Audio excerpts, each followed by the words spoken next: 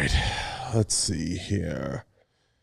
All right, we're back with another episode. First, let me get to the sponsors like I always do. Let me just cut over to one of the screens so I can see you guys commenting. I know you guys are hustling into the chat because everybody wants to meet this guy. Thanks to Eric K for sharing everything. Shout out to all the sponsors. Head over to the website, www.johnbartoloshow.com. Go check out a complete list of the sponsors there. Super excited to have this guest. I want to get into a couple things. First, thank you to Sig Sauer. Shout out to Sig. Go buy a Sig. Shout out to Pulsar. Thermal imaging technology is the way to go, guys. Hunt your neighbors at night. Don't do it during the day. Special shout out to Right On Optics, Kenzie's Optics, and of course, Rhino Metals and Secure It. All the walls in here are provided by Secure It. Go check out Secure It. Special shout out to The Bar, built by 221B Tactical and sponsored by Howlerhead. We appreciate Howlerhead and Dana White. Big shout out to those guys. Thank you. A lot of good sponsors, guys. The complete list is on the website. Go check it out. I'm really excited about today's guest. He's definitely a trailblazer in the industry, and he's doing some really cool stuff. He's stepping up to the plate. He's running for Congress. He's doing everything. We got the one and only, the man himself, Eli Crane. What's going on, brother? Thanks for having me, dude. This, I don't think I've ever seen a set like this, dude. Insane. I feel like I'm in Hollywood or something, dude. Insane. But I'm actually in Vegas.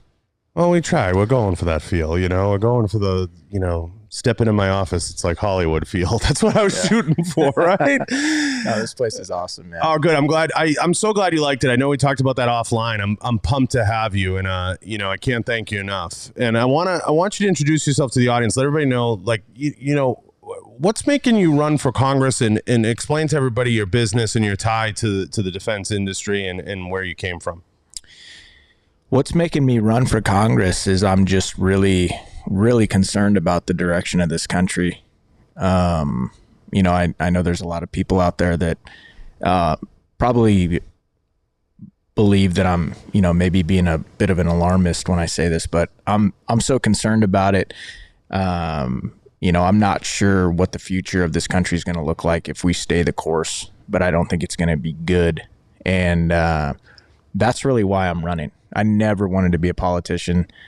Matter of fact, you know, even when people say, like you said it this morning when we were talking, you know, when people start calling me, oh, I'm going to have a politician on here, or they start to brand me with that, like it makes me cringe a little. Right. Bit, you know, but it's one of those things where I believe that, you know, the fight for this country, it's in culture, it's in politics, it's in the media, it's all over the place. And I believe that's the biggest threat to this country is right here within.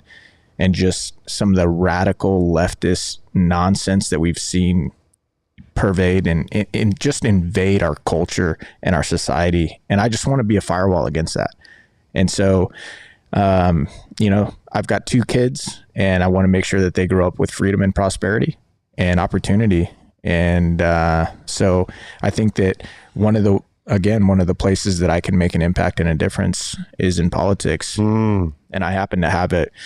I'm in a unique place in my life where, you know, when you run for Congress, you don't get paid to do it. And it's like a full blown, like, you know, the campaigning never stops. And so I'm in a unique place in my life, and I have a unique enough story to where I can usually, you know, get people's attention for 30 seconds to tell them what I'm about. And so that's one of the reasons that I'm running. And I'm hoping that at the end of the day, you know, I can make somewhat of an impact, you know, for future generations. Tulsi Gabbard's been vocal about when she showed up to Congress, how high school it was and how difficult it is to break those walls down, Eli. You know, have you sat and thought about some of the ways that you'd be able to maybe bring the two worlds together to kind of reach a common ground? Or do you see it as some of these older actors, I use the term actors a lot, whether it's Nancy Pelosi or Chuck Schumer or some of these people that are 100 just need to go before we can get to a healthier place? Or what's your plan when you get there? Yeah, absolutely. I think expectation management is big in anything you do. And so you made it, you know, you pointed out the reality of the situation in that, you know, when you go there, if your expectation is that I'm going to go there and I'm going to change everything, I think you're a bit ignorant and a bit foolish.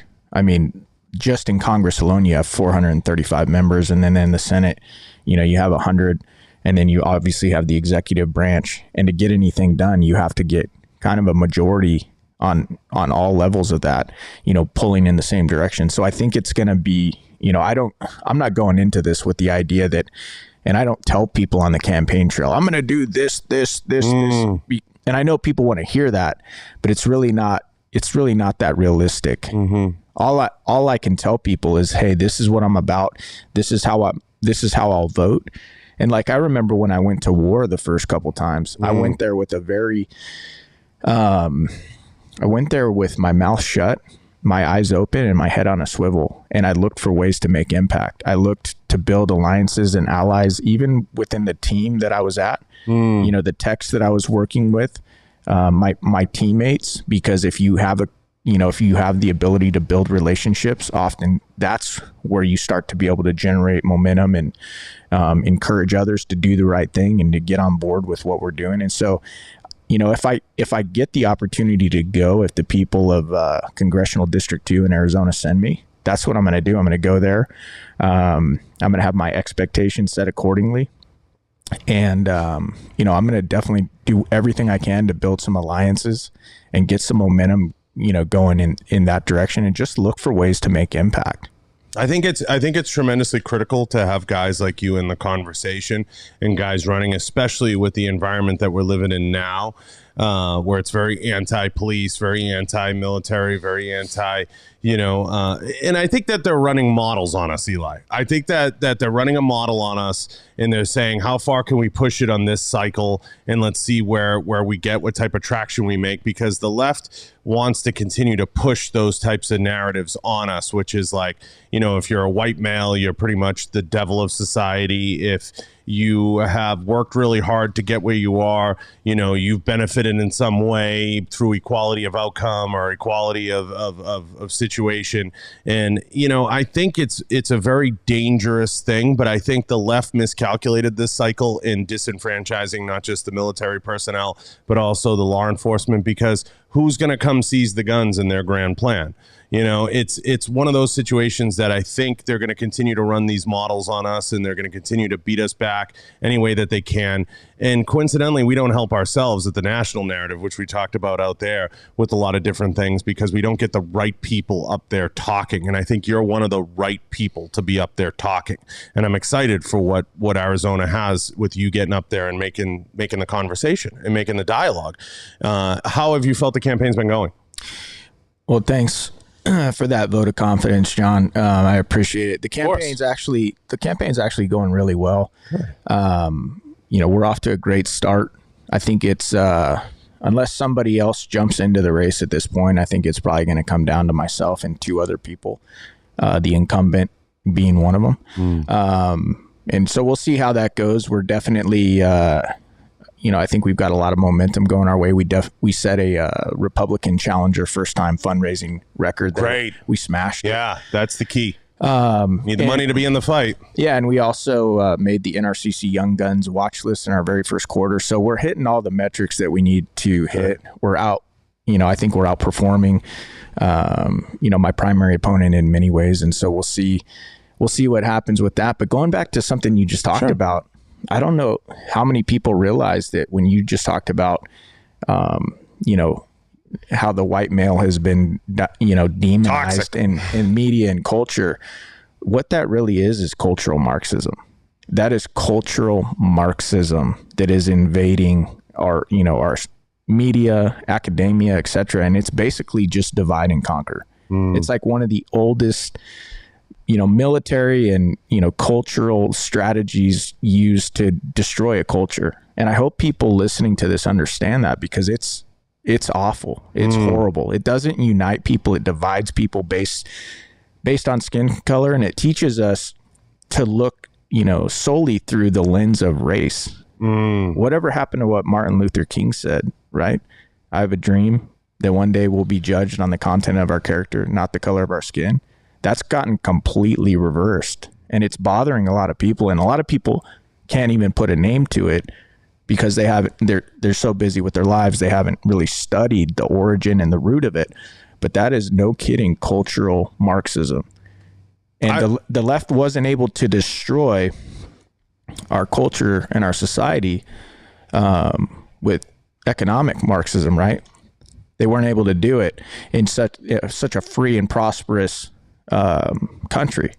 The problem on the left has always... And so they've shifted tactics now. And this one I think is gaining a lot of steam.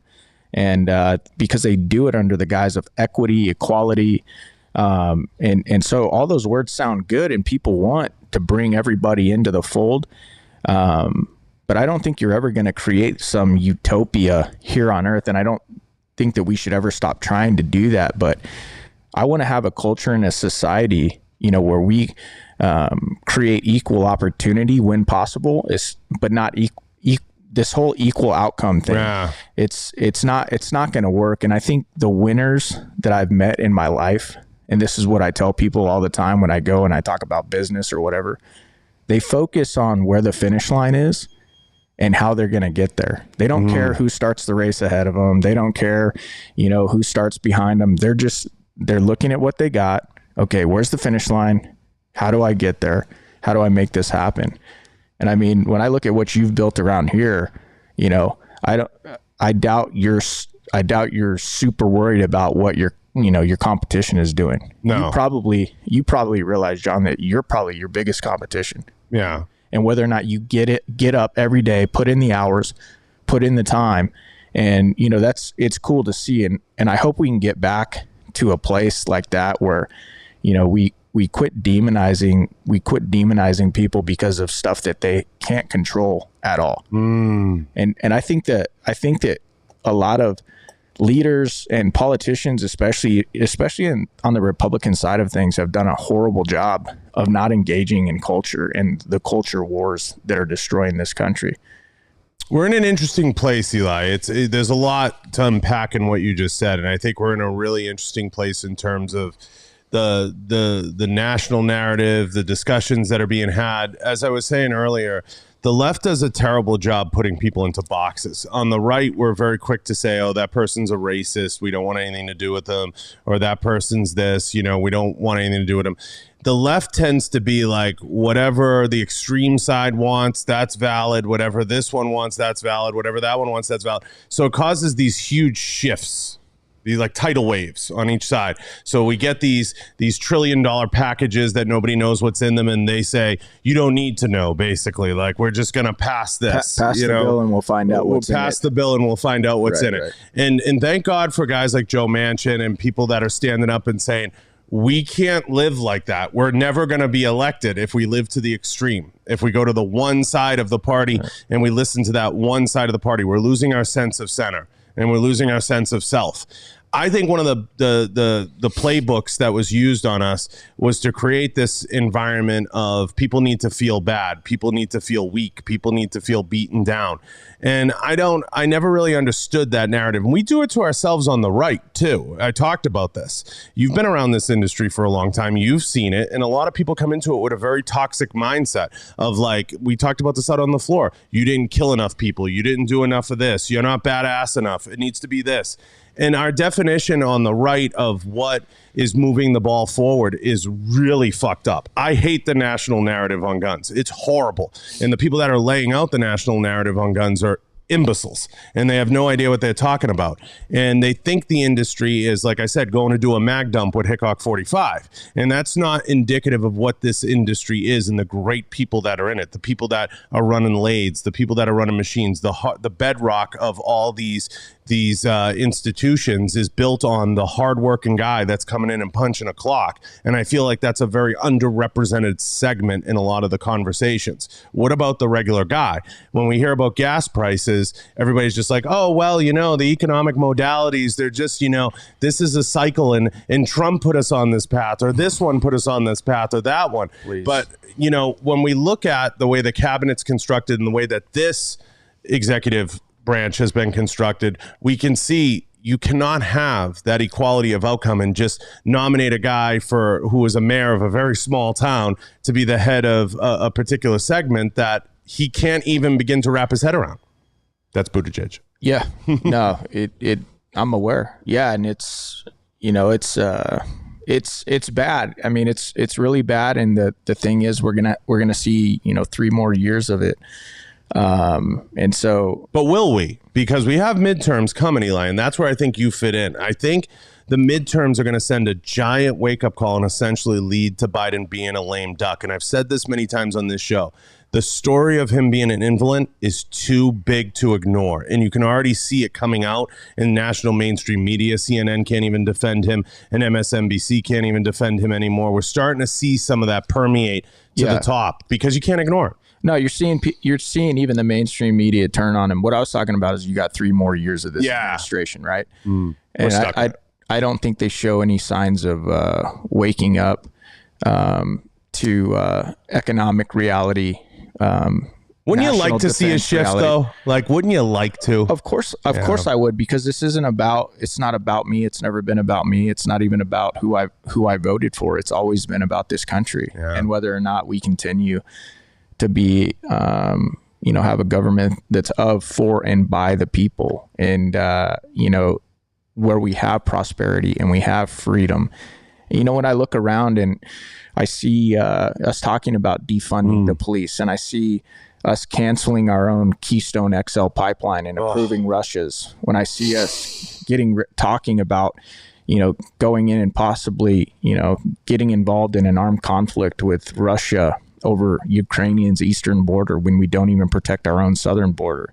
When I look at our elections, to me, our elections are a joke, and they're, is about as porous as our southern border. When I look at all these things around the country, it really bothers me and it really concerns me. And one of the key reasons I believe that we're in this spot is because I've noticed that so freedom and prosperity create this byproduct of complacency.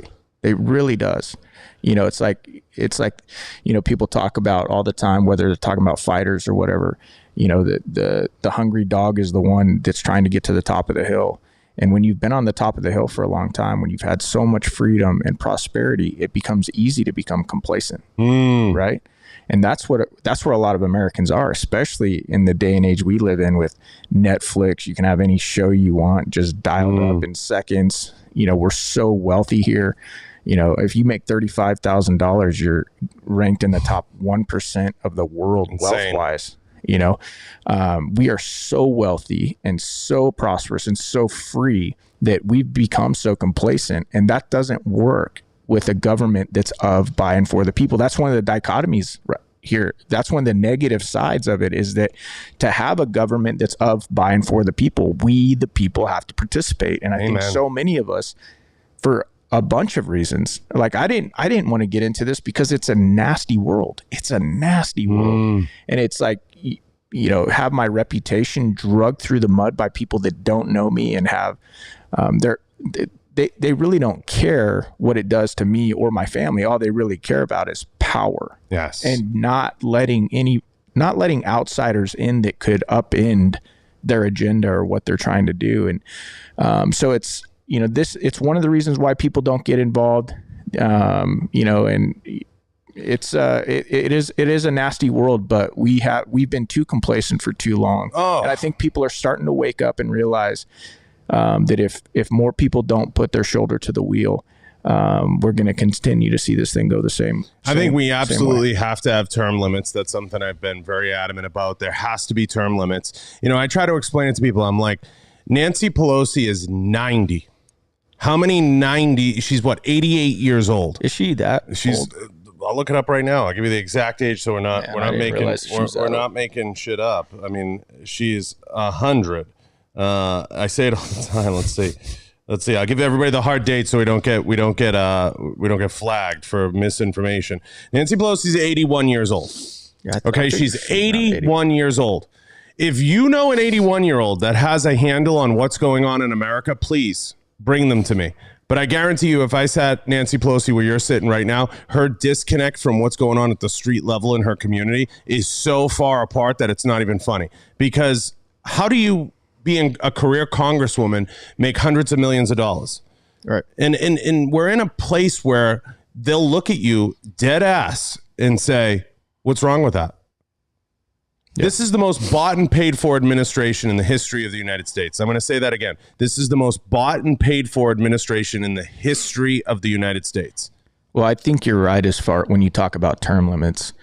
Unfortunately, I don't think it's a reality because the very people that would have to vote on it are the very people that benefit from not having term limits. So one thing, but it does bring up something. One thing that you can do as a candidate, and I've already done it, is there is a website out there that reaches out to candidates and asks them to take the pledge, right, and sign your name on the dotted line saying that you will support term limits and you will term limit yourself, right? And so I agree. That's something. And then obviously they can't force you to do anything, but if they release that, then you're a liar. You've already become a politician. And that's something that we've already done just because it makes sense. Yeah. And that's what our founders wanted initially. They did not want people to go and spend 20, 30, 40 years.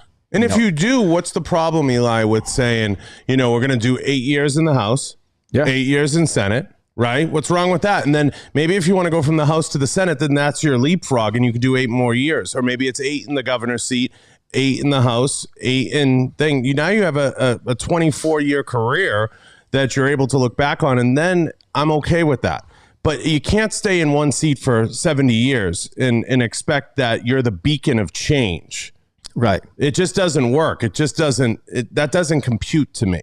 No, absolutely. And, I think we can all try and put ourselves in those shoes. Like once you get there, if you plan on staying there for 20 years, 10, 15, 20 years, your focus starts to, maybe not completely shift, but at least divide to where a lot of your focus starts to become, how do I stay here? Right.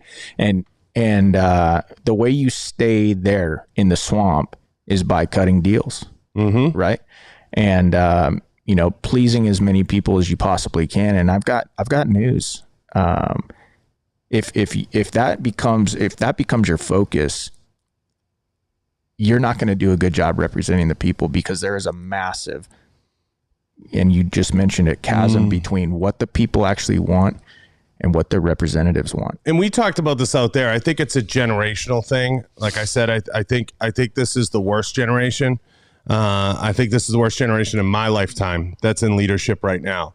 I think when you look across the board, the 55-somethings to 75-somethings that are in charge right now, they're so close-minded. They're so unwilling to adapt. They're so unwilling to change. They're so unwilling to adjust anything. But you have to look at that generation and understand that generation. As I said before out there, it's the largest transfer of wealth from one generation to another. Okay, you have the baby boomers that have come in. They've never fought in a meaningful war. They've never done anything in their off time to develop anything other than, hey, we're going to talk about environmental issues, and I look at that generation and I say, they do not want to let go of power because they've never laid their stamp on this. Long after that generation is gone, no one's going to remember anything they did. You think anybody's going to put Nancy Pelosi on a pedestal long after she's gone? No, that woman is pure cancer. No one's going to put her on a pedestal. It's the same thing with Chuck Schumer. What has he done that's meaningful in Congress in 50 years? What has Biden done in 50 years? These are people that got into their seats because mommy and daddy either left them a lot of money or they married into money. So they're widows and idiot sons, essentially. That's what they are. And they're in positions of power and they do not want to let it go because they feel like they haven't had that dun-dun-dun-dun moment. And Nancy Pelosi still hasn't had that moment. Neither has Chuck Schumer. They're dying for it. They want it so bad to put their stamp on things. And they ended up with Biden, who is a total hot disaster. And they're stuck in this position of rhetoric where they're just trying to cram a narrative. Now, COVID comes in and they're able to exacerbate or amplify the situation using COVID as a tool to do that, to try to crowbar everything down. Like, you need us to take care of you. You need a free cell phone. You need dependence. You have to depend on government. And there are segments of it I agree with. There are parts of what I consider national income or the national income debate as something that's interesting to me. I think that's something that could come into the fold or could make sense if you are willing to do away with a lot of the welfare projects that are in place and replace them with some level of national income. So I see good in some of the left's narratives and some of the things that they want to do, but they do them very foolhardily, and they try to crowbar them down your throat in a way that's like, no, you need us. We have to take care of you. The government has to provide for you. And that's a very Marxist and communist belief system, and that's what's very dangerous.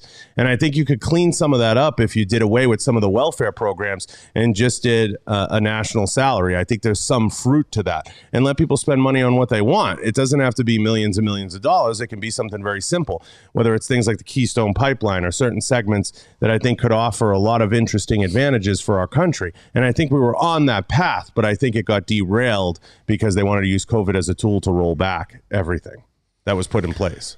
Well, a couple things there. I am glad to see a bunch of people flood the zone and run for Congress and run for local and federal office, and even school boards and committee. The school boards are a mess, Eli. Yeah, the committees.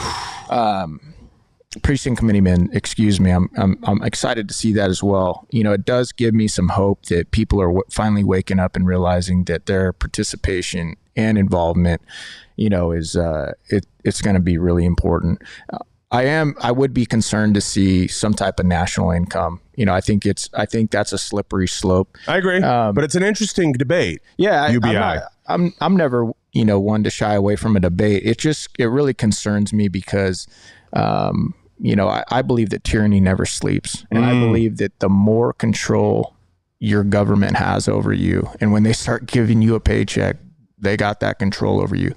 And this whole COVID thing really woke a lot of people up, myself included, to, the situation in this state that we are in as a country. And I believe, and I think a lot of more people are starting to believe that this government and the media in combination with them were very misleading, and were trying to push an agenda on their people and their constituents that wasn't based on medicine. It wasn't based on the well-being of the people, but there were a lot of, let's say, alternative motives. And, it's pretty sad to watch. And I don't even think we've got completely to the bottom of everything that's gone on. And so, that's something that, the national media is in a weird place. Me. Yeah, the national media is in a weird place, Eli. It's interesting. You have something very interesting coming up. I don't know if you've seen the stats, but you have Joe Rogan, who's very high up the totem pole in terms of viewership. Yeah. And he outranks pretty much everybody. But interestingly enough, you have at MSNBC, someone departing that could potentially lead to a contract, who's Rachel Maddow, who's like number 2 in that space, but her contract's coming up. Now, what if her, and then followed by Tucker, what if Tucker and her decide, hey, we're going to leave and start our own thing? Now that sends national media in a total upside down spin, and how do they recoup from that? But I think national media has been dying for a long time, and it's just going to come down to how long these billionaires and these foundations like the Clinton Foundation that fund a lot of these things want to fund a losing endeavor, because I think cable TV's finished. I think it's totally done. Nobody cares about the 24-hour news cycle anymore. We have that on Twitter. We have that in other spaces. But the problem we make on the right is when we design platforms like Rumble or we design platforms like Getter, they end up being gamed. And the new guy who comes in, you or me, we can't grow on those because they're owned by maybe 3 or 4 people, and they want to crowbar the same 7 names down your throat. And it's the same thing repeated. It ends up becoming like Fox News on Getter. And we don't want that. We want other voices to be able to be heard and to rise up. I know the Rumble guys. I get what they're trying to do, but it doesn't work if you're pumping the same 5 people. So I like that there are people that are starting alternative platforms. I guess what you're saying is they got to be viable. You're and they saying, have to be open. You're saying they need to do a better job of bringing more variety to grow their. Okay. You can't be an echo chamber. Okay, I hear what you're saying. And well, that's one of the things that scares me the most, especially when I look at social media and just how biased it's become, the censorship on it, and how it's so partisan. Well, it's run by anarchists. The problem is everybody has this wrong interpretation of what media is in this country. So when you look at media in this country, if you and I broke it down, Does Jack, who runs Twitter, even live in the United States? He lives in Costa Rica. I don't know. I can't tell He you lives that. in Costa Rica. He doesn't care. He's an anarchist in the purest form. This is a guy who wakes up every day, does Bikram yoga butt naked, does whatever he wants. You know what I'm saying? Jack doesn't care. So he creates this platform, it's Tower of Babel, right? Twitter, and puts people on it. And I think he's a great businessman, but I also think he's an eccentric. And I think in the end of the day, him and Zuckerberg, they're anarchists. You have to be an anarchist to run those platforms. Why? Because they want to amplify the most dissenting argument in the group to create more interaction on their community. That's anarchism in its most perfect form. That's literally what it is. But people look at them and they say, well, this is a media outlet, or this is a this, or this is a that, and they paint a picture. No, it's an anarchist cookbook. That's essentially what it is.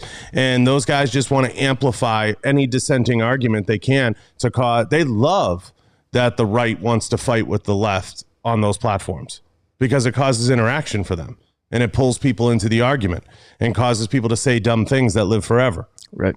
And that's what they want. So I think people don't look at what those platforms are, you know, and they don't understand them, and they don't understand platforms like this show, things like you're doing. If we don't amplify each other, but the problem is we both come from an industry, and we come from a side of the industry where it's like, fuck him. Yeah. You know, and that's a problem. And that's a problem that's ingrained in a lot of the guys and gals in our industry. You've seen it. You've been around it. You've walked around the shows. And I wish everybody would come together and say, we need to support this guy, Eli Crane. We need to support this person over here. We need to support that person over there. We need to get behind them instead of saying, oh, we're in an industry where it's like, if you haven't killed enough people, you're not cool enough. Right. And it's the weirdest thing ever, where we don't want to help the person next to us per se, but it's getting better because I'm seeing the people that are coming into leadership now. And I had some great meetings during SHOT Show with some great folks. And I think it's getting better. I think people are starting to understand if we want to be successful, we have to do it together. Yeah. I think you're pointing out kind of the human, you know, the nature of man is to be selfish. It's to me, you know, especially in the generation, you know, of the selfie, right? Yeah, you know, good point. I think we're becoming more and more selfish. And so when you look at that from an industry standpoint, it's something that's always, you know, bothered me, whether it was in, you know, I ran in the veteran business space for a long time, you know, running the, you know, firearms industry a little bit. And I definitely noticed that same thing, and it's unfortunate because makes no sense, you know, and it's just like, hey, at the end of the day, if you're a good dude and you love people and you're willing to, you know, encourage and support other people, you'll get your opportunities, right?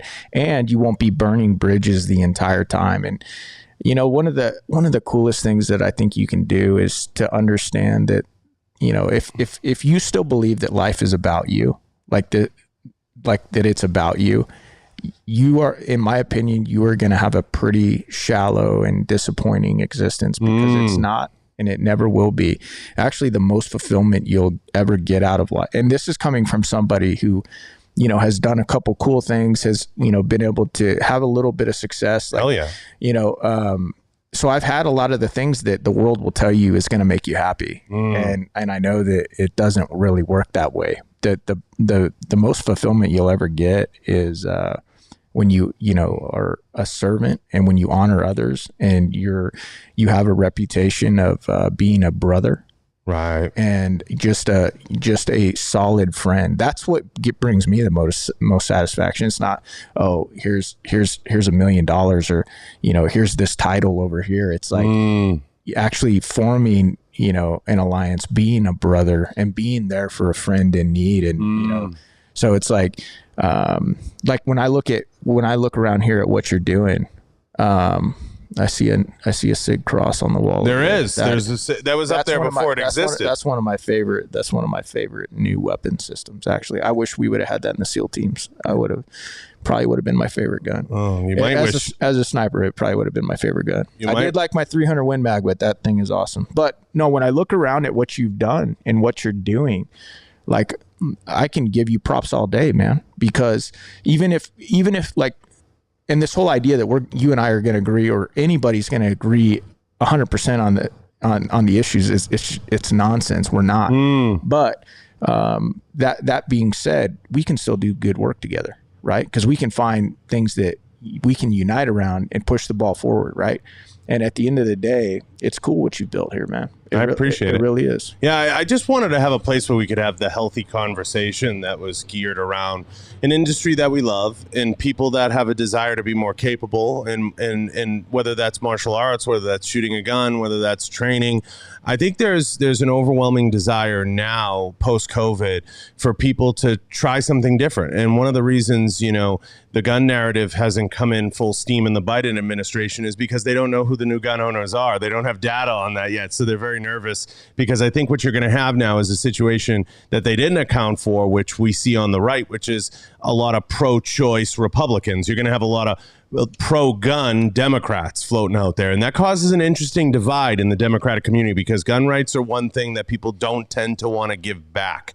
You Absolutely. Never hear anybody say, I bought a gun, but I really don't need that anymore. I'm going to just, someone's at the door. Let me just give it to them. It's just, you don't see that happen with that right. And that's something that the left didn't account for in this model. But I think what people lack, one of the things you touched on, people don't sit down enough, and this is to everybody listening and everybody out there, people don't sit down enough and discuss perspective. And they lack a lot of perspective. Everybody instantly in the moment gets this, oh, fuck him or fuck you or whatever it is. And they lack perspective. Maybe I'm not the best to run for Congress. Maybe you are. And I have to applaud you for that. And I have to support you in that, because you're going to represent us. You're going to represent our community. You're going to represent our people, regardless of us disagreeing on one or two issues. Right. You're my guy. Yeah. And we've lost some sense of that perspective. And perspective is everything. You can sit back and you can break your leg running outside, and it can be the best or worst thing that ever happened to you. In the moment, it might be the worst thing, but it might be the best thing in the sense that it forces you to sit at home and read a book, or it forces you to do something. So perspective is something we're only granted in time. And time is something people place such little value on for whatever reason, one reason or another. I was on the phone with a very influential fitness person this morning, big following. And I'm talking to her and having this conversation and having this dialogue. And she said, you're so at ease with saying like, I'm not going to go to the gym today, or I'm not going to do this. And I said, it's really because perspective. I have more important things. I'm sitting with Eli Crane today. I want to have a meaningful conversation. I want to get in early, study my notes, and I want to have that conversation and have that have meaning. I want to be in the moment with him when I'm having that conversation and be present. Right. And for whatever reason, maybe going to the gym or maybe something else clouds that. But it's about having perspective and looking back and saying, I want this to be the most meaningful interaction I'm going to have today for at least 1 hour. Right. Because you're taking the time to get in a car and come here. And I think people lack perspective in the argument. And when they have conversation, they never take a minute to say, let me see this from Eli's perspective, or let me see what he's looking at and how he's reading the tea leaves. And I think people could benefit a lot from that. And I wish that they would. I think it's a very good point. And I think sometimes we just need to shut up and listen. All right. That's one of the things. I'm very, very strong in my beliefs, but I still want to be open-minded enough to where if you can convince me, John, if you can convince me that I'm wrong, lay it out. Give me your best argument. I want data. I want evidence. I want facts. I want science. A little magic. But I also want give me a good story. Give me a personal somebody's personal story. For why what I believe is wrong. You still might be able to do it. I'm at a point in my life where I'm pretty solid. I feel I'm pretty solid in my beliefs, but hey, hit me. Tell me why I'm wrong. Tell me why we should, explore that or have that conversation. Yeah, I think that's something, Eli, that's lost. I think having the good dialogue and the good back and forth, and if you can bring some of that back to Congress, perspective, understanding, and it's the warrior's journey, right? We all, like you said, it's not about the individual. It's about, what brought me to this place, what shaped my argument, and understanding that. And when you have a conversation, like whether it's debating about sports, anything, I tell people all the time, we can have the debate, but I can't do buts. But. Like I always say, if you're explaining, you're losing. If you have to inject into the conversation, but I heard any level of but, you're going to lose. and you're going to look really bad doing it. You never see Bill Belichick, you never see Tom Brady say, yeah, but. They just say, I want to win. Yeah. It's perspective. And I think people don't understand, we're all in this together. And if we take that approach to this and we all try to find the best solution to whatever the problem is, and we all try to take into account what brought each other here to the table and understand that and have perspective, I think we'll get to a better place. And I hope that you bring that to Congress. And I think that's a very meaningful and impactful thing. And I think you can't buy back time. And people don't realize that we're losing time and ground and wasting time on things that, like COVID, for example, is a great example. Is COVID going to go anywhere? No, it's not going to go anywhere. People are going to get sick. People aren't going to get sick. People are going to die. People aren't going to die. People have been dying from AIDS. People have been dying from other diseases that we have, cancers that are terrible. Okay, we live with these things. They're here. It's kind of like the shitty in-laws that show up, or the cousin or the uncle that's a little weird at the Thanksgiving Day table. Hey, we got to deal with it. It's here. It's at our table. Right. It doesn't mean we need to beat it over people's head and have them consume wholeheartedly our belief system as it pertains to that. And we've seen the narrative change with different diseases and illnesses and things that are out there and understand them better. And over time, we cannot force people to make a decision on their body and violate HIPAA 8 ways from Sunday and violate every code of humanity, violate the Nuremberg codes left and right, and violate even the red flag laws that have been put in place and everything else for our own privacy, to push our own narrative solely and selfishly onto one segment of the population to say, this is what it has to be, no matter what. Right. Because you're never going to win that. And you're going to lose people. And that's one of the reasons why out there we talked about some of the gun narrative that I can't stand that's out there. You're never going to win the debate when it's like, we're just going to push this on you. Right. I never ate vegetables as a kid. Right. I turned out just fine. I hate vegetables. Well, I think there's some folks that are disagreeing with that on the live thread right now. Probably. No, it's true. And, I sometimes I'll bring in experts, at certain things to kind of coach me up and teach me. I was asked when we were out there, I was asking you to, hey, walk me through this idea and the firearms legislation, right? Because it's not an ego thing for me. It's about learning. And there's a guy, my buddy Jeff Uch. He's down in Tucson, and he goes on a local radio show there, and they call him the Constitutional Sensei. Sure. And he's just a constitutional buff. He studies it nonstop, and he was in my office, kind of teaching me and mentoring me, and he was like, Eli, do you know what the number one responsibility of the U.S. government is? And I was kind of like, man, I don't want to say the wrong thing. And I think I know what it is. He kind of picked up that I was being cautious. And he's like, the number one responsibility of the government is to protect your rights. And that a lot of people, I'm going to say it again. The number one responsibility of the government is to protect your rights. It's not to keep you safe. Okay. Mm-hmm.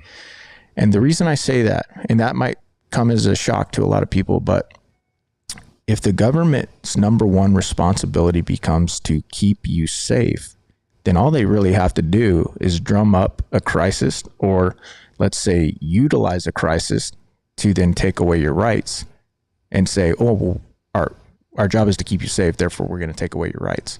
And I think we saw a lot of that during COVID. And when you start talking about pushing and forcing, like take vaccine mandates, pressure for example, that was one thing you saw during COVID. That is not cool. That's not, the responsibility of the primary responsibility of the government. And, it's something that's a very slippery slope. And I just want Americans to understand that if we start going down that road, things aren't going to go well for us. No. We need to remember what their number one responsibility is. That is and I'm not saying that they don't have a responsibility to keep us safe as well, because they do. But their number one responsibility is to ensure and protect our rights and our right, the Bill of Rights and the Constitution.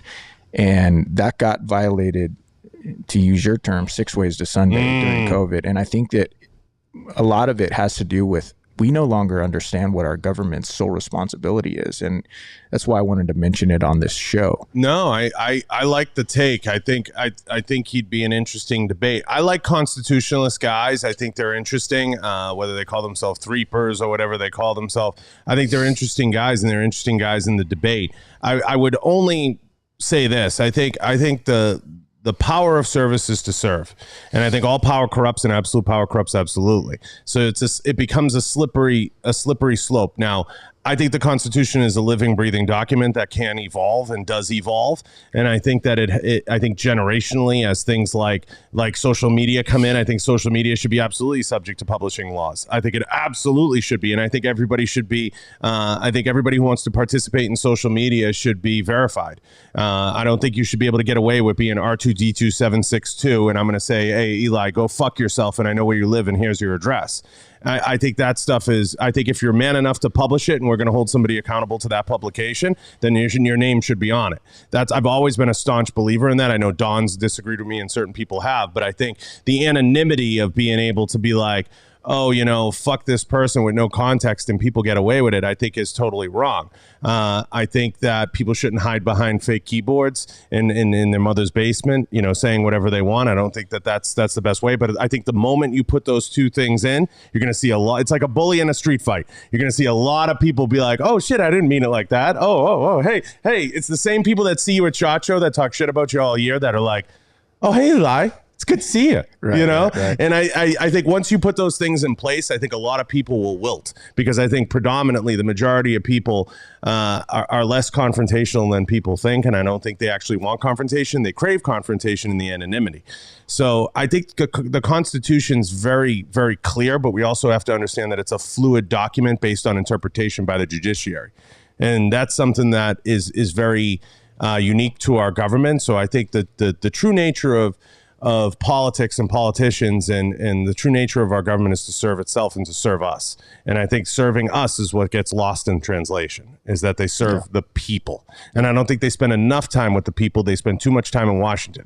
Washington used to be a place that you went, you voted on some things, you voted on legislation, and then you came back home to understand your constituency. And I think that's a part that got lost. Nancy Pelosi doesn't come home to be on the street and ask her people what they think, because if she did, she wouldn't be doing what she's doing. What she does is she goes home to her mansion, she gets her hair dyed, she gets her Botox, she gets her fillers, she gets all her new outfits and everything else. And then without a mask. And then goes back to Congress and does whatever the fuck she wants. Yep. And that's where we are. And I think that guys like you coming into Congress, I wish there was more of you, and I hope that you win, and I hope that you figure out a path to bring people together, but it's not an easy task, Eli. No, it's not, especially in this day and age where everything's so polarized. But on that point, there are a bunch of us coming. I hope right now I tell people all the time, being a veteran or being a Navy SEAL doesn't mean you're going to be a great congressman or a good politician or even a good human being. It really doesn't. But what I do tell people is, if at one point in your life you were willing to die for this country, it makes it a lot harder to sell it out. Okay? Yeah. So there's 7 team guys right now that are running for Congress. I think there's an 8th that's getting ready to throw his hat into the ring. And then there's SF, Special Forces guys. There's, Marines. There's, I think there's at least 70 veterans right now running for, public office. And I think it's an awesome thing. I think so too. Back in the day, after World War II, I think over 50% of our Congress was made up of veterans. And I think it's one of the reasons why we were in a better spot back then, because you actually had people that had skin in the game, were willing to die for it at one point. And, they understood real service. That's true. That's very true. Very difficult to understand. I hope that people get that. And I hope that people understand that. There's been this effort, and I want to ask you this. There's been this effort to not just, what do we call it, defund the police, but there's been this effort to delegitimize the military or to weaken the military. How do you and the veteran community reconcile that, and what do you want to see for the military going forward? I have to ask. Yeah, I mean, it's the same thing I see across society. And And I know this bothers. Scary. I know it bothers a lot of people when I say this, but I'm just going to be honest with you, John. I believe that there's a lot of people that, you know, are too busy to really focus on what's going on. But I do believe that there is an effort to intentionally weaken this country. I think there's a lot of people that will profit and benefit from that in a lot of different ways. And especially when I talk about communism, socialists, Marxists that are in the wire, they're in this country. Many of them don't. I mean, Bernie Sanders almost, what did he come in, fourth place 2 times in a row, third or fourth place? The guy's a known socialist. You're not gonna be able to usher in socialism in this country when our country is strong, our GDP is up, unemployment is down. Nobody's going to sign off on that. Nobody, like, if your show is killing it, you know, if your show is killing it, you're going to be a lot less likely to change up the ingredients. You're just going to be like, no, we're doing well. We're going to stay with what we got. We're going to stay the course, right? And so I do believe that there are people that are trying to weaken it. I also believe that people that, you know, are yes men are being promoted instead of promoting the people that are the most capable. And when I look at what's going on in the military and the social experiment it's becoming, it's very concerning to me. Terrifying. Especially because we have some very, very dangerous and powerful opponents, you know, foreign opponents. Yep. Like right now, when I look at us even thinking about going and messing with Russia right now, it scares me to death because they're not doing this. Their military is not a social experiment. Yeah. They are focused. Their military and their military leaders are focused on being the baddest killing force in the world. Same with China. Same with Iran. These guys aren't playing games. And a lot of people don't know this, but the Iranians, the Russians, and the Chinese are doing joint operations right now. Their navies are doing joint operations. So if you go mess with, you know, if we send over 8,500 troops to fortify Ukraine and to support Ukraine, and this kicks off into a shooting war, there's a good chance that you're not just going to be messing with Russia. There's an actual chance that you might be messing with that new access. Coalition. Yeah, that new access between those 3 countries that they're not doing the social experiment. Right. Just look at the commercials that we're putting out. I watched a DOD commercial last year where it was like, you know, it was a cartoon and it was like, hey, I have 2 mommies and I'm joining the military. And it was like, what? And then have you seen that? I know what you're talking. And then the Russian commercials, like, you know, this badass commercial where it just loaded with killers, and you're like, that's the difference. That's the messaging. That's the marketing, and that does affect the men and women who signs up within that institution. And it's just, you know, like when they caught, you know, or not caught, but those transcripts of General Milley saying that he would, you know, telling his Chinese counterpart that if we were going to attack, he'd let him know. You know, did you see that? Yeah. That to me, like, I'm like, what? It's crazy. It's just crazy. And let's say you take General Milley at his word. Let's, you know, and maybe he's probably just trying to, you know, comfort, you know, the Chinese and kind of calm the situation down. But let's say you take him at his word. What would happen if General Milley called his counterpart in China and let him know that, hey, we were getting ready to do a preemptive attack? Insane. Do you realize the impact of that? Like what would happen if he actually did that? My God, dude, we'd be putting our own men and women's lives that he's actually leading in jeopardy. And so, and he didn't tell the commander in chief, the president, right? That's also, you know, that's also a really big deal. Chain of command is a big deal. I don't want to use the word, but it's treasonous. Well, I think the argument can be made for that. You know, I wasn't there for the conversation. I like to try and give people grace, but you've got to look at this is what the guy said.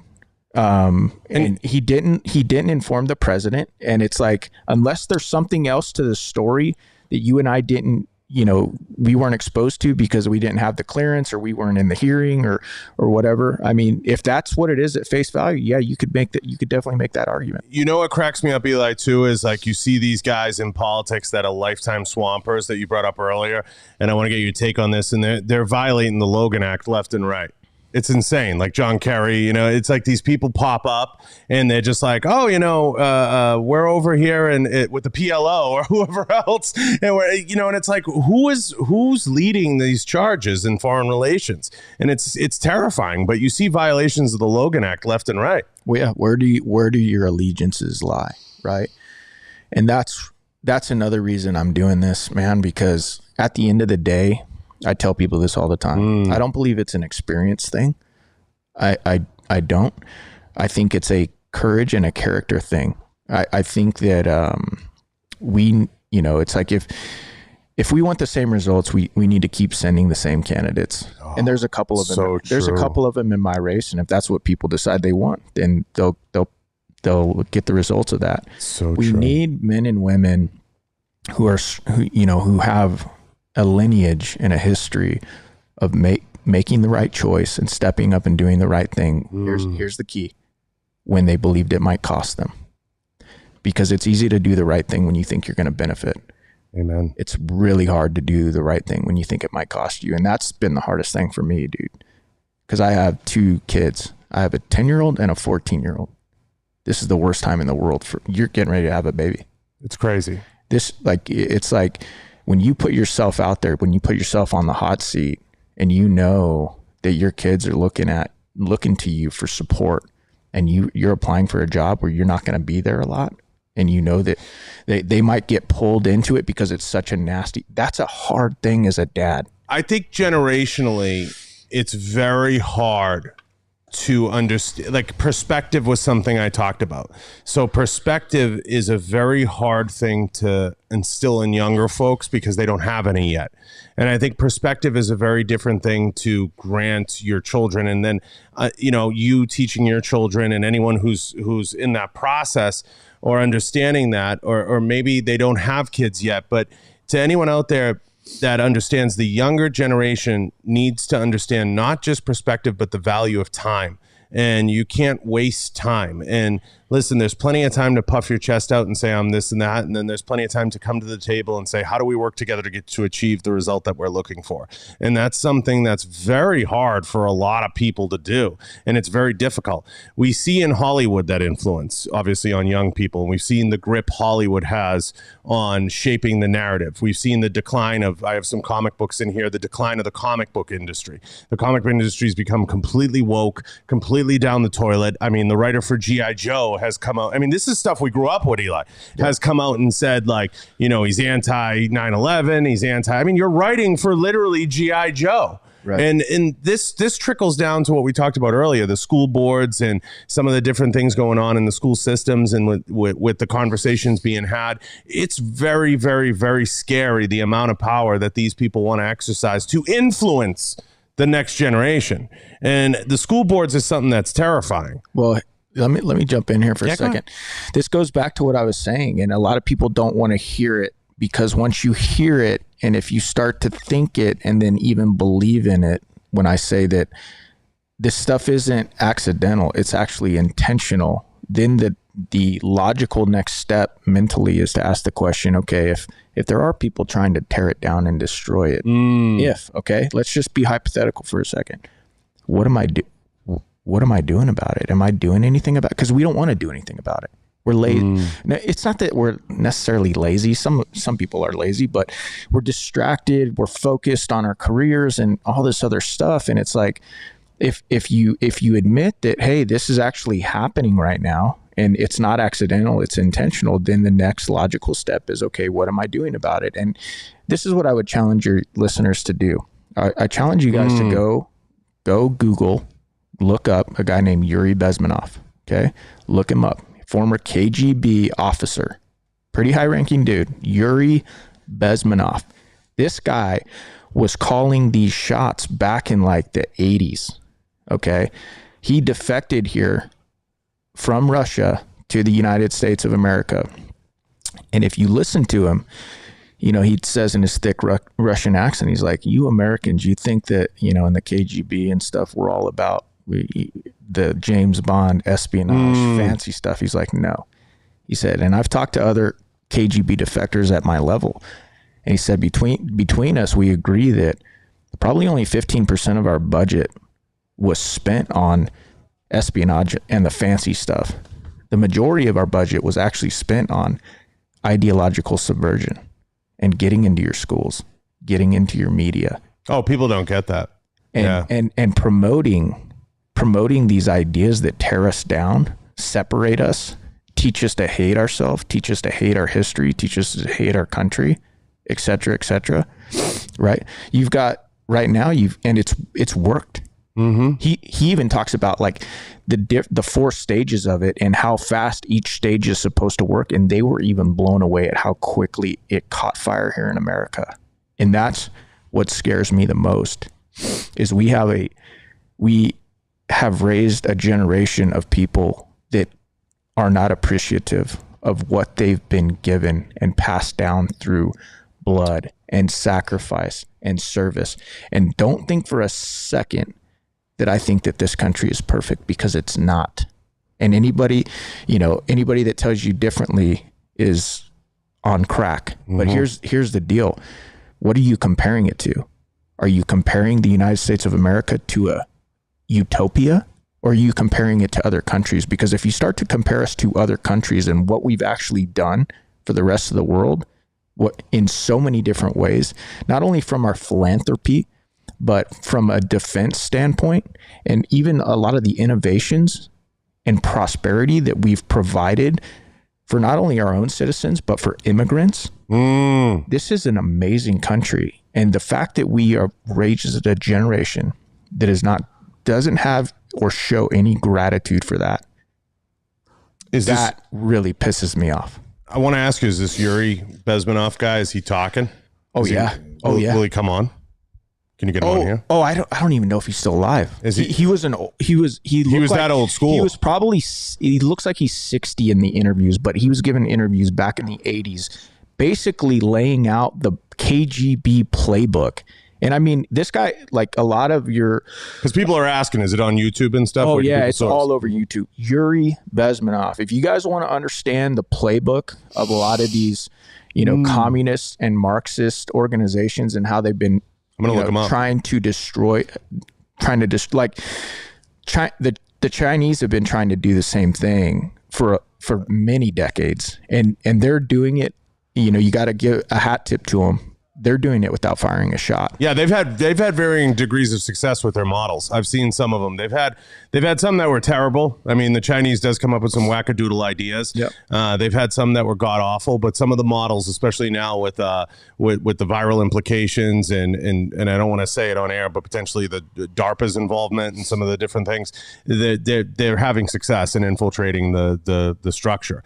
And I've seen some of their models and what they look at least what I think is their interpretation that's leaked out of what they're trying to do here. But the Russian one would be intriguing to me for sure. Yeah, I want to see that. Look it up, please. I mean, it's fascinating when you listen to Mr. Bezmenov talk about, and that's one thing he says is, look, he's like, there's nowhere else to go from me, and that's why I'm telling you guys this. If I defected here, and it's like I can't go anywhere else, and if the U.S. falls, there's nowhere else to go. Now, I've said this before, Eli, and I'm very open about it on the show. I think we're going to lose, and I think we're going to lose huge. It's not going to happen in you and I's lifetime, but I think we're going to lose huge. And the reason for that is the right, and particularly our segment in the defense industry, can't come together and coalesce and form a coalition and support each other the way that we needed to have strong actors. I use the term actors a lot, but have strong actors against these weaker infiltrating actors that are coming in with the amplification and everything else of the platforms. And the problem is, it's like everybody's trying to grab the last gasp of breath, from the oxygen, but nobody's putting the proper narratives out there and nobody's having the proper conversation. Like when I told you this out there, when I hear people talk about constitutional carry, I'm like, what the fuck does that even mean? But we push for things that we don't even understand what it means and what that placeholder is in our industries. And I think that we get caught up in what we think is a good narrative for us and a good structure for us. And the people discussing it don't come from, like, I don't know anything about basketball. Just because I went out and bought Nikes doesn't mean I'm going to tell Jordan how to go baseline. It's not in my DNA. I think you have to take a look at the marketplaces and the segments that we're proud of, and you have to understand the conversations. And a lot of people who say, no, like, you know, I'm unequivocally pro this or I'm unequivocally pro that. I think you have to look at the pieces of legislation that are being put in place, because those are the things that send us down this spiral of having to recover and rinse and repeat. And I think that's a dangerous place. And I think if everybody could just get together and have a philosophical debate about what they want to see the world look like in 5 years or 10 years from each group, whether it's the firearms industry, whether it's the pro-life, pro-choice side of the argument, whatever it is. And I'd love to see people come to some level of understanding. And we try to do that through voting for people like you and voting for people. But having the conversation and being open to the dialogue is the first step. And we just don't see that right now. So one of the reasons I think that we're going to fail is somebody just asked them and everybody knows everything. Just ask them. Yeah. So it's dangerous. It creates a dangerous thing when no one wants to hear any other side of the argument. Now, I live by a different philosophy, and I try to tell people, expect nothing, blame no one, do your job. Don't expect anything. Don't expect anything, and just do your job. And it's a New England philosophy. I mean, it's very Belichickian in its approach, but I think that people have to realize no one's gonna come save you. And that's something we always talk about in our industry. Yeah. No one's going to come save you. You got to dig deep, and you have to find it in you and what you want to accomplish. I have a lot of people that come in here and say, geez, John, this place is great. This is representative of a lot of hard work, a lot of time. Just as you get into where you are is a representative of a lot of hard work and a lot of time. And I think people don't understand the value of time and what that place has in there, what time has. Time has a place in their life, but they don't value it in a way that they're understanding of. We only get one go round. Yep. In this merry-go-round, these sacks of meat that we live in are only temporary. And how do you want to be remembered?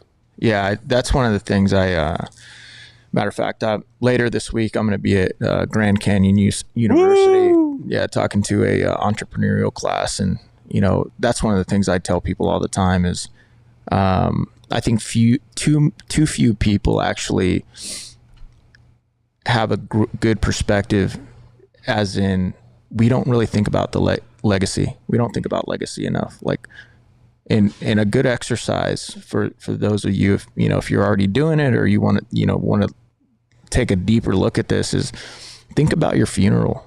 Right. Think about who's going to show up. Think about who's not going to show up. I say that to brands Eli all the time. Yeah. I want to cut this clip for Evan at Black Rifle. I sat at a dinner table with him and I said, this is the end game. Yeah. I said, this is about who you want to show up to your fucking funeral. Yeah.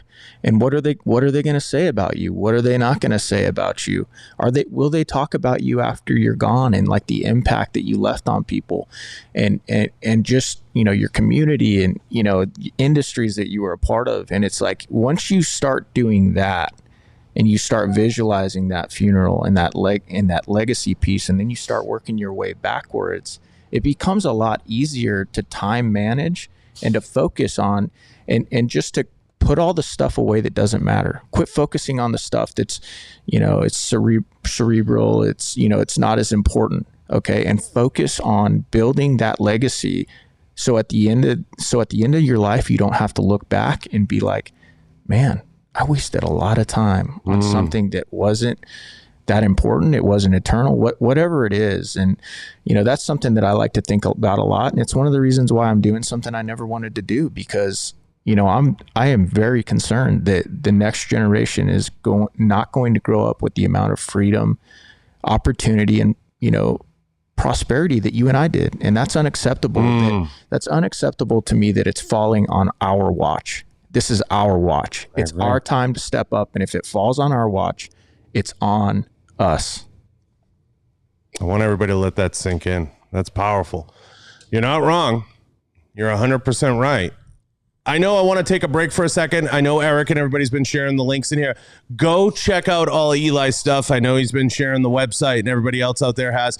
Please, guys, whether it's $10, $20, you have a donation portal, whether it's chiming in on Eli's campaign, go help him out. Go check out his stuff. This is a guy who we need in Congress, and this is a guy we need to get elected. So to everybody that tunes into the chat or takes a moment, please take a moment, go from this video, go over to his pages, go over to his stuff, go help him out, go toss some some comments and go toss some thumbs ups or hearts or whatever it is that you're doing out there, and give this guy a plug. And if you got merch on there, right? Well, we got we don't have any like Eli. No campaign. You need it. You need merch. I know. We're gonna call 9-liner. Call Tyler or somebody. Some fucking merch. If people want merch, they can go to my company, BottleBreacher.com, and get some of that. But there's no direct campaign merch support yet.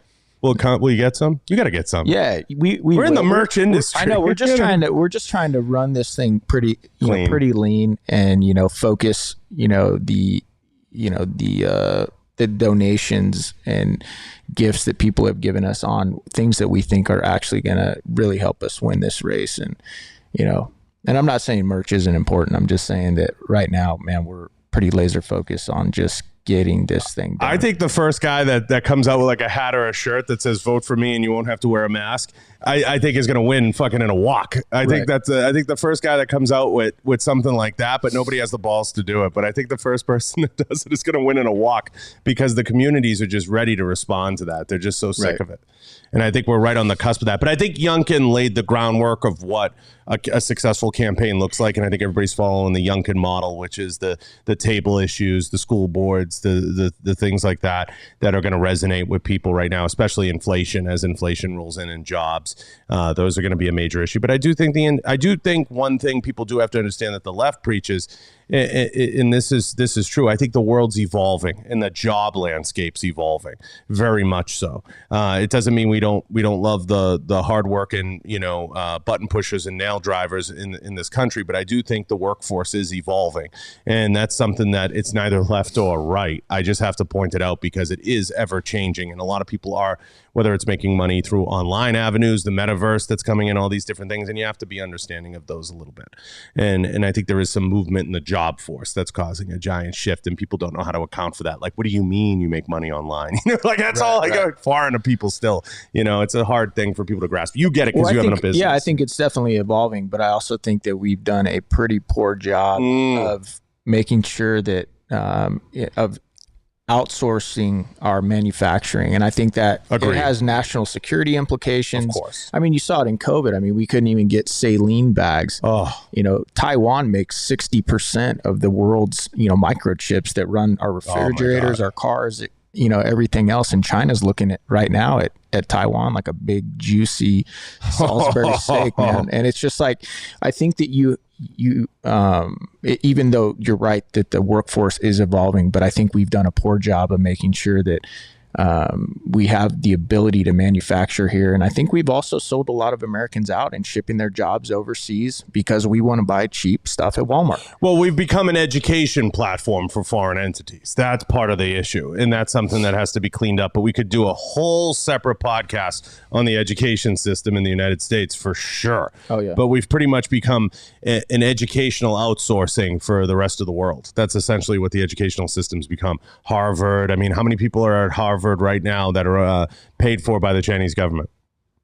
Yeah, I'd love to see those numbers, Eli. Yeah, that's when I was talking earlier about, I'm reading a book right now on that, and it's one of the things that I don't think many people realize how dedicated the CCP, the Chinese Communist Party, has been dedicated to taking down the West for a long time, just because we. They hate the thought of free speech. Yeah. They hate the thought of, social media where you can share ideas. I mean, it's pretty sad what those folks over in China have lived under for a long time. And I'm not saying because of it, we need to start a war with China. What I'm saying is they're already at war with us, and it's a non-kinetic war. It's a cyber war. It's an economic war. And we have folks leading our country that are completely clueless to it, and that puts you at a massive disadvantage. And if people don't wake up to it pretty soon, they're going to continue to gain more and more influence in our country, and you're going to start to see the United States look more and more like their country than vice versa. Yeah, it's a real issue. Listen. We believe it or not, guys, we've gone for an hour and 20 minutes. I love this guy. Will you promise to come back? Yes. Can I say my website real quick? You could say everything. Tell everybody where to find you, where to reach you. Give us everything. And Eric, share all the links. Yes, thank you, man. Well, first of all, I want to say thank you to my boys at Sig Sauer for sponsoring this awesome show. And shout out to Tom Taylor, Jason Wright, and Hannah Bilodeau. And for sending you that awesome hat. I also want to say my website is elifораrizona.com. And then my social media handles are Eli Crane, CEO. So if people want to go check me out there, we'd appreciate that. We appreciate you sharing the word about our campaign. And if you're able to, send in a donation, we really appreciate that. And if you can't send in a donation, you want some merch, help this guy out and go over to Bottle Breacher and buy some shit. Help him out. Everybody in here. You guys, what do you got on Bottle Breacher now? Oh man, you always have all kinds of shit. Yeah, we always have all kinds of stuff on Bottle Breacher. EDC, pocket dump stuff. What do you got? All sorts of stuff. Just go there, man. I guarantee there'll be a gift, for somebody in your family or for yourself that you go help him out. I mean, this guy, and it's congressional races, you got to battle for a buck. It's made in the USA. I mean, if that's a big deal to you, it's a big deal to me. It should be. It should be. It really should be. Yeah, there's the links. Thanks, Biggles. Biggles said you got his vote. All right, Biggles. Thank you, Biggles. Yeah, there you go, Biggles. So we appreciate, yes, and Eric's sharing the link now. Guys, go check him out. $10 matters. Every little bit matters. Go check him out. Go tune into the campaign. And even if you don't have money, guys, a little comment, a little thumbs up, a little support. I read the comments. I know Eli does too. Just, we're always scrolling through and kind of seeing what people are saying. Go leave him some love on some videos or some stuff and go over to the pages and support him. I appreciate everybody in the chat, and I want to take a minute and thank you. Thank you for coming in. Thank you for taking the time. Appreciate I know you took a little bit of a flyer on this. We hadn't formally spent a lot of time together, but we've known of each other, and I appreciate you for taking the time. I mean that. Thanks. It means a lot. Thank you to everybody in here. Guys, go check out all of Eli's links and go support him. I know I could spend all day with him chatting. We try to keep the show at about 90 minutes. If you guys want the shows to go longer, let me know. But, I try to keep them at about 90 minutes these days. I think it's palatable that way. But give me a shout and let me know. I'm curious on your feedback. And go check out all the sponsors. Eric, no more Gallotech. Just secure it. We're secure it only. Just want to let you know in the chat. Just secure it. I appreciate Sig Sauer, and I know Eli brought them up. We both have worked greatly with Sig Sauer through the years, and it's a great brand. Guys, go check out them. Go buy a gun. Buy a gun. My pick would right now be the Sig Cross if you like long range shooting or hunting, or get yourself a 320, man. Such an amazing platform. The 320 is a little more budget conscious. If you're looking for the Cross and you're going to get that new ammo, save some money up, guys, and get a good optic on it. And they're pricey. You're gonna impress the neighbor with one of those pieces, so for sure. But I'm excited about the light machine gun, the 6.8, the civilian model. Is that fucking insane? It is. Is that fucking insane? And if they win the machine gun contract for DOD, man, oh my god, dude. Tom, if you're listening, man, you guys better, I've been saying this. You guys need to throw a party if you win it, and I want to be invited to it. Well, they are. We're doing that event. Not the Hunter Games. The other, and that's the thing, man. Clearly, I'm biased, but that's the thing I love about SIG, man. It's like they're always innovating and pushing. Do you realize how much money they've invested in? That project. I mean, it's unbelievable what that team of people. Ron Cohen's a genius. What that team of people do, and just how willing they are to take risk and to push the space forward. Oh my God. Love it. They're totally, Tom and I are like kindred spirits. So I love that guy. I mean, he's been a mentor to me in the business for a long time. And shout out to Hannah and Jason, obviously two really good friends and good people. Yes. They get mad at me sometimes because I'm always stirring the pot, but I love you guys. I think somebody has to stir the cauldron once in a while. That's right. I think it's a necessary evil. Well, listen, we're going to head out, guys. The complete list of the sponsors down below. I want to thank Right On, Pulsar, Rhino Metals, Secure It, of course, 6 Hour, as I mentioned earlier. And there's a whole host of brands. BLK Water that supports the show. Howler Head, 221B Tactical for the bar. Super supportive. I can't thank everybody enough in the chat. Please go like and subscribe and support the show by sharing the clips. Shout out to Eric for all the support and helping me in the chat. And shout out to Steph for helping share everything. Go check us out on Getter. Go check us out on the highlights page. We're trying to beef those up. Guys, please share. I'll share anything you share. Please put it out there. Appreciate you guys, and I love you guys. We're out.